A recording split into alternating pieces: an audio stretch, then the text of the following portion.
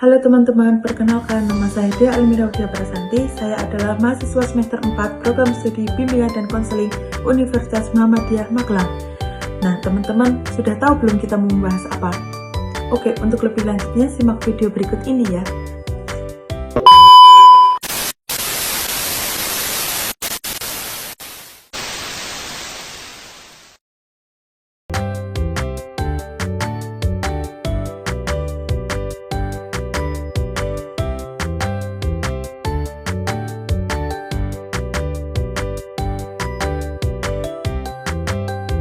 Memilih karir adalah tantangan yang tidak sederhana bagi seorang remaja.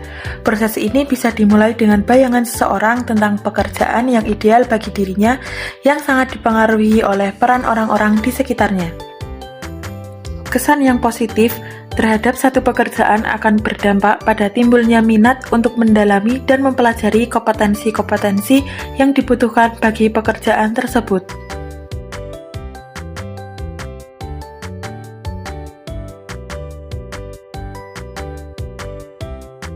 Pertanyaan ini perlu kamu jawab dan persiapkan sejak dini, karena sebentar lagi kamu akan menghadapinya.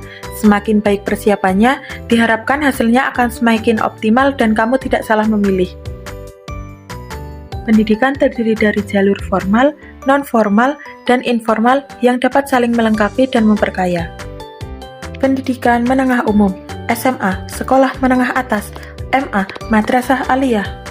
Pendidikan menengah kejuruan, SMK, Sekolah Menengah Kejuruan, MAK, Madrasah Aliyah Kejuruan.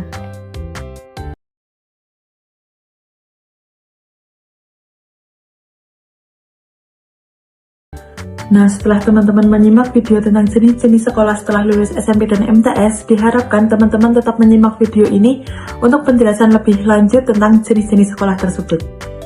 Sebelum kamu memutuskan untuk memilih SMA, MA, atau SMK, sebaiknya kamu memahami dengan baik ciri khas masing-masing. Dengan begitu, kamu akan merasa yakin, nyaman belajar, termotivasi untuk meningkatkan prestasi kamu. Untuk menentukan pilihan tersebut, persiapkan segala sesuatunya dengan matang, termasuk mempertimbangkan kondisi sosial ekonomi keluarga, minat, bakat, prestasi, dan cita-cita masa depan. Jangan memilih karena terpaksa atau hanya mengikuti tren.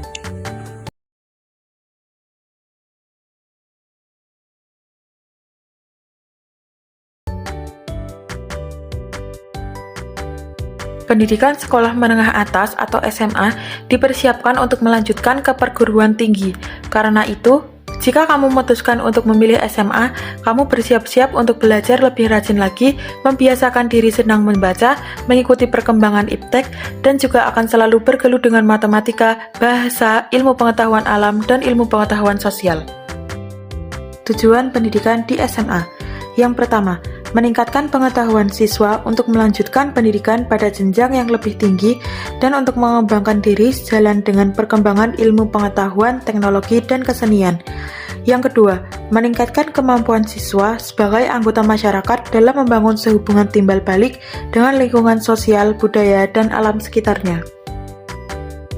Kelompok peminatan di SMA. Yang pertama, kelompok peminatan matematika dan ilmu alam atau IPA. Fokus pada mata pelajaran seperti matematika, biologi, fisika, dan kimia. Cocok bagi yang berminat pada sains dan teknologi. Yang kedua, kelompok ilmu-ilmu sosial atau IPS. Fokus pada mata pelajaran seperti geografi, sejarah, ekonomi, dan sosiologi.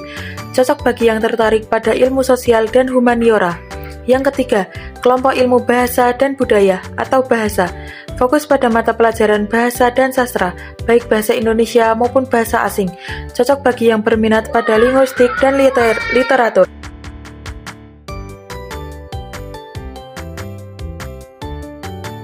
Pendidikan di SMK dipersiapkan untuk bekerja.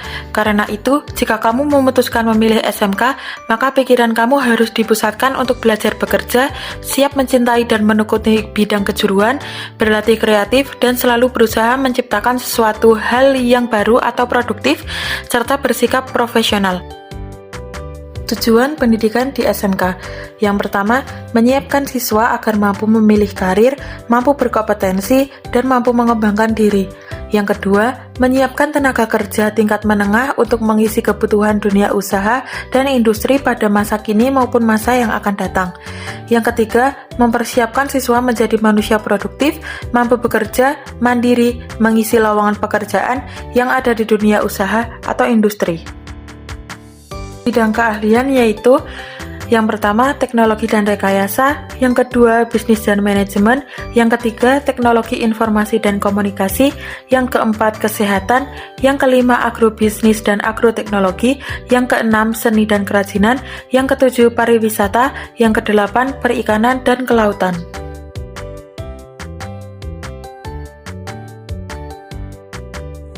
Kriteria jika kamu berminat masuk ke SMA. Yang pertama, berminat kepada SMA atau MA yang akan dipilih. Yang kedua, disetujui oleh kedua orang tua. Yang ketiga, memenuhi persyaratan akademik seperti nilai ujian sekolah, lulus tes masuk jika ada. Yang kelima, sesuai dengan kondisi sosial ekonomi orang tua. Yang keenam, memperhatikan reputasi, status akreditasi, fasilitas pendidikan, prospek lulusan, biaya pendidikan, dan prestasi sekolah yang akan diminati. Kriteria jika kamu berminat masuk ke SMK. Yang pertama, karena sekolah kejurusan lebih mengutamakan kekhususan keterampilan baik dalam teori maupun prakteknya. Yang kedua, kamu berminat. Yang ketiga, disetujui oleh kedua orang tua termasuk keadaan sosial ekonomi. Yang keempat, memahami betul SMK dan jurusan atau bidang keahlian yang dipilih, baik lokasinya, lingkungannya, transportasinya, prospek masa depannya, prestasinya, dan lain-lainnya. Yang kelima, peluang untuk masuk lapangan kerja lebih besar. Setelah memilih sekolah, siswa juga diwajibkan memilih jurusan apa yang ingin diambil. Pemilihan jurusan ini harus disesuaikan dengan minat individu agar siswa dapat menikmati proses belajar tanpa beban dan perlu melihat kondisi kemampuan pribadi. Memilih jurusan setelah lulus SMP atau sekolah menengah pertama merupakan keputusan penting yang dapat mempengaruhi perjalanan pendidikan dan karir kamu di masa depan. Berikut adalah beberapa langkah dan tips yang dapat membantu kamu dalam menetapkan pilihan jurusan yang tepat. Tips yang dapat membantu kamu dalam menetapkan pilihan jurusan yang tepat. Yang pertama, kenali minat dan bakat. Evaluasi minat dan bakat kamu. Apakah kamu lebih suka mata pelajaran sains, sosial, seni, ataupun kamu lebih berminat pada kejuruan seperti mesin otomotif, akuntansi, dan lain-lain. Mengidentifikasi apa yang kamu sukai dan kuasai dapat membantu kamu dalam memilih jurusan yang tepat. Yang kedua, cari informasi tentang jurusan. Pelajari setiap jurusan yang tersedia di SMA atau di SMK. Yang ketiga, pertimbangkan tujuan karir. Pikirkan tentang karir yang ingin kamu capai di masa depan. Beberapa jurusan mungkin lebih relevan dengan jalur karir tertentu. Misalnya jika kamu bercita-cita menjadi dokter, jurusan IPA mungkin lebih cocok. Sedangkan jika kamu berkeinginan setelah sekolah ingin langsung bekerja, kamu dapat melanjutkan ke SMK. Yang keempat, konsultasi dengan guru atau konselor. Bicarakan pilihanmu dengan guru atau konselor sekolah. Mereka dapat memberikan panduan berdasarkan pengalaman dan pengetahuan mereka tentang kemampuan serta minat kamu. Yang kelima, diskusi dengan orang tua. Diskusikan rencana kamu dengan orang tua, mereka bisa memberikan perspektif yang berguna dan membantu kamu membuat keputusan yang matang. Yang keenam, perhatikan peluang dan prospek. Evaluasi prospek pekerjaan dan kesempatan lanjut studi dalam setiap jurusan. Beberapa bidang mungkin menawarkan lebih banyak peluang kerja atau lebih tinggi gajinya di masa depan.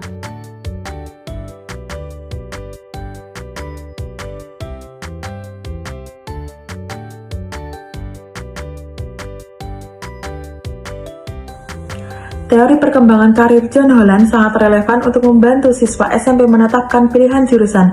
Holland dalam teori tipologi karir mengenai perilaku vokasional berpendapat bahwa penting membangun keterkaitan atau kecocokan antara tipe kepribadian individu dan pemilihan karir tertentu.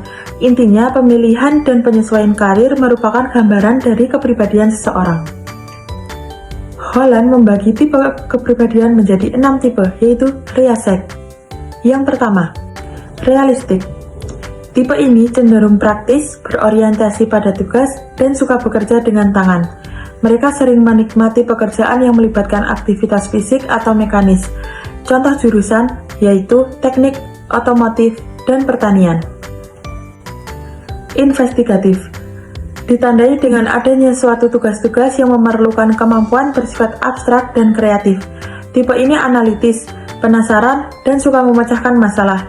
Mereka sering tertarik pada pekerjaan yang melibatkan penelitian dan pemikiran kritis. Contoh jurusan yaitu ilmu pengetahuan alam atau IPA, matematika, teknologi, informasi.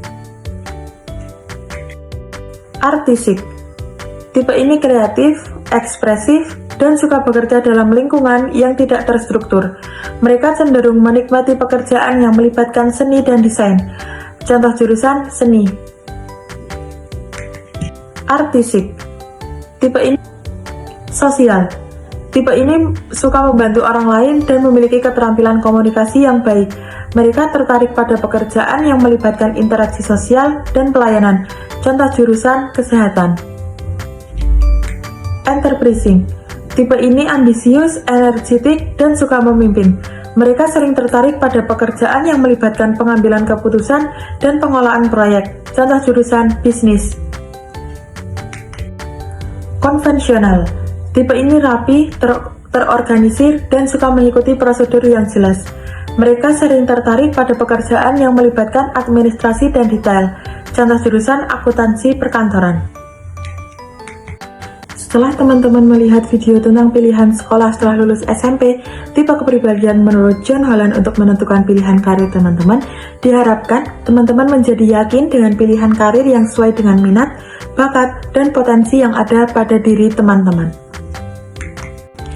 Setelah kamu menetapkan pilihan karir yang sesuai dengan potensi diri, langkah selanjutnya yaitu kamu harus belajar dengan sungguh-sungguh dan menekuni potensi, minat, bakat yang ada pada dirimu untuk dipersiapkan sebagai bekal kamu melanjutkan ke SMA atau MA atau SMK atau MAK setelah kamu lulus dari SMP atau MTS.